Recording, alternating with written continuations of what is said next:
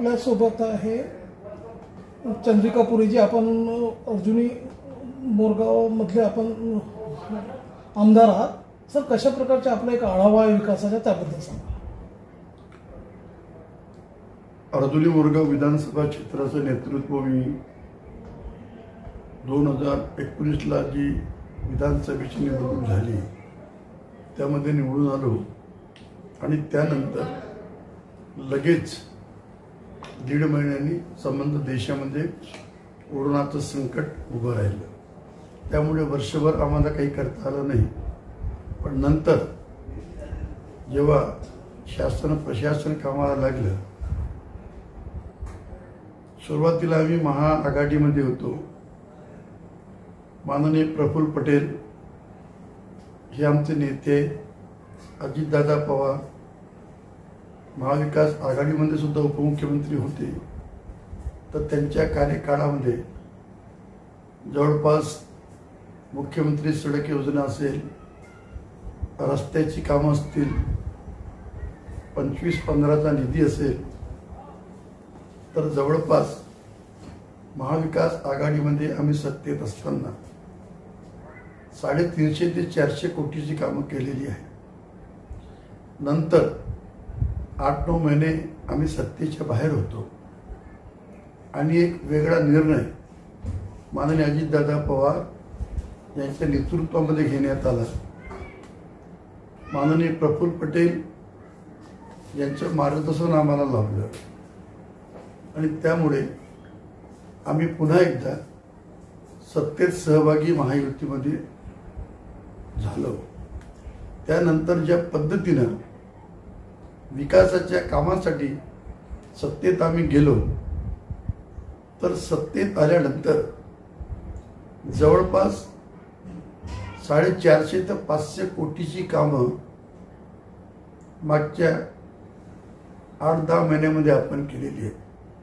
त्यामध्ये लहान कामाचा उल्लेख मी करणार नाही, परंतु मागच्या बजेटमध्ये माननीय एकनाथजी शिंदे आमचे मुख्यमंत्री आहेत, देवेंद्रजी फडणवीस हे महायुतीतील उपमुख्यमंत्री आहेत आणि अजितदादा पवार हे वित्तमंत्री आणि राष्ट्रवादी काँग्रेस पक्षाचे नेते आणि वित्तमंत्री सुद्धा उपमुख्यमंत्री आहेत.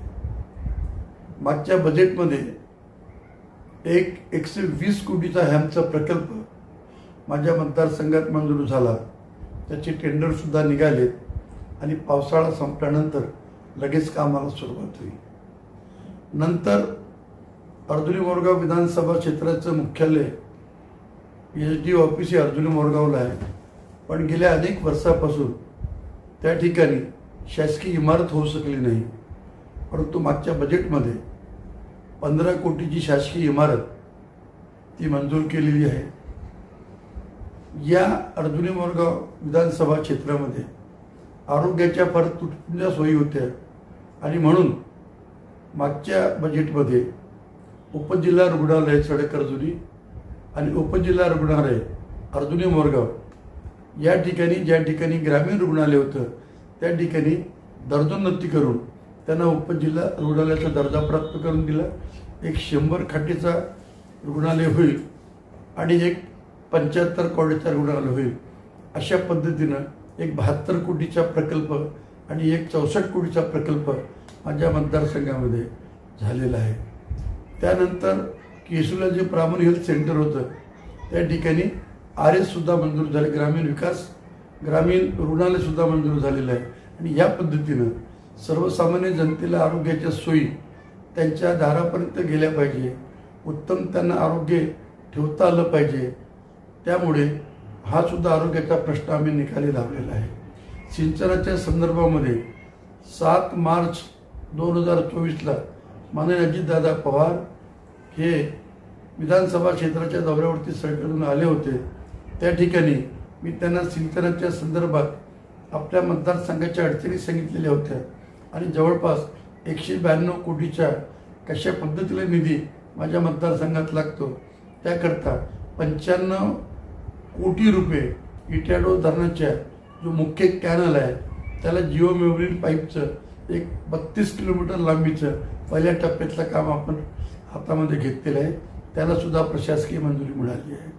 उमरदरीचा डॅम असेल किंवा बोरदुलीचा मध्य प्रकल्प असेल, या सुद्धा प्रकल्पाचे सगळे प्रशासकीय मंजुरीचे प्रस्ताव शासनाकडे गेलेले आहेत आणि जवळपास 150 कोटीचं कामं या मागच्या 3-4 महिन्यामध्ये आमदार म्हणून मी करू शकलो.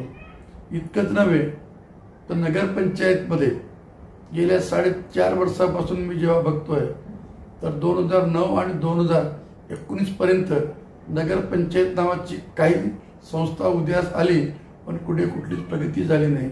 या दोन्ही नगरपंचायतमध्ये सडक अर्जुनीमध्ये जवळपास 44 कोटीचं पाणी पुरवठा योजना ही सुद्धा मंजुरीच्या मार्गावर आहे आणि अर्जुनी मोरगावची 52 कोटीची योजना याला सुद्धा तांत्रिक मंजुरी मिळाली आहे आणि प्रशासकीय मंजुरीसाठी शासन स्तरावर सुद्धा प्रलंबित आहे.